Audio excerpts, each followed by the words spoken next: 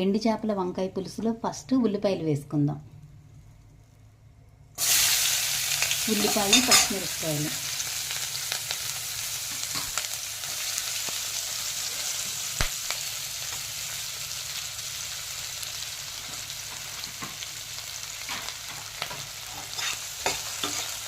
దోరగా golden brown colour వచ్చేంత వరకు మనం ఎండు చేపలు వేయించుకున్న ఆయిల్ ఉంది కదా, దానిలోనే మనం నీట్గా ఆయిల్లోనే ఉల్లిపాయ, పచ్చిమిరపకాయలు వేసేసుకుందాము.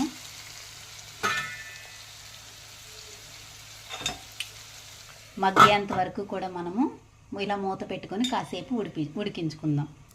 ఇప్పుడు ఉల్లిపాయలు, పచ్చిమిరపకాయలు ఒకసారి మగ్గనియలేదో మూత తీసి చూద్దాం. లైట్గా మగ్గినవి. నెక్స్ట్ దీనిలో కరివేపాకు వేసుకుందాం. ఒక 2 రెబ్బల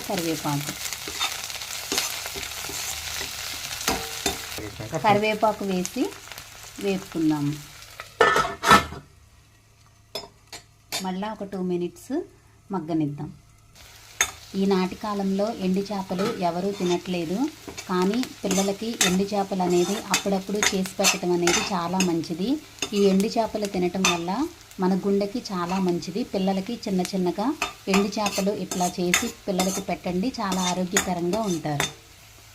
ఇప్పుడు కొద్దిగా రుచికి సరిపడా కొంచెం ఉప్పు వేసుకుందాము.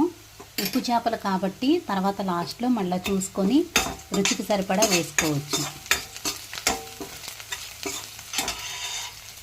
నెక్స్ట్ కొద్దిగా పసుపు,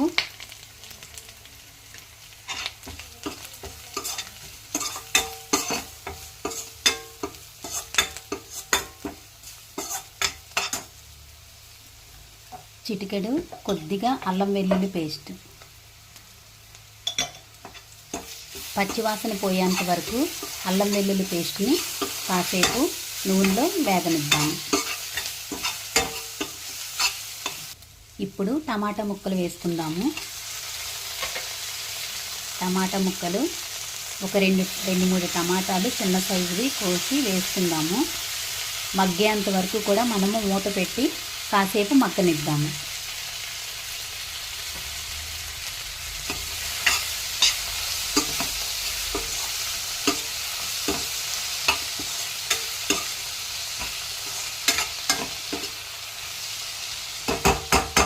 మూత పెట్టి మగ్గనిద్దాము. టమాటాలు మెత్తగా అయినయో లేదో ఒకసారి చూసి తిప్పుకుందాము.